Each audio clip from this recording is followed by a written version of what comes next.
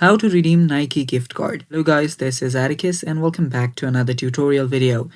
In today's video, I'll teach you guys how you can redeem Nike gift card. So without any further ado, let's dive right into it. So the first step you will need to do is open up your web browser and head over to the official site of Nike. After you're there, you will need to browse through the website and search for what you want to buy. So I'll just head over to the Jordans section and here just find out whichever you like. I'll just use this Air Jordan 1 Mid, and after you're on that very page, now you will need to add this to the bag.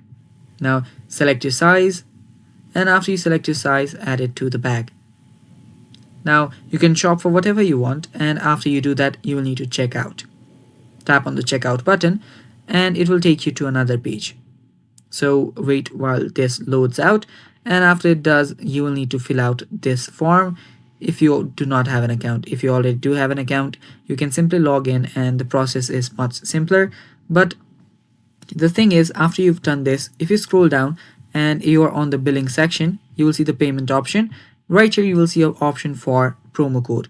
Now to redeem the gift card or any voucher you have, you'll simply need to type in the promo code right here, and after you do that, your discounts will be available right around here.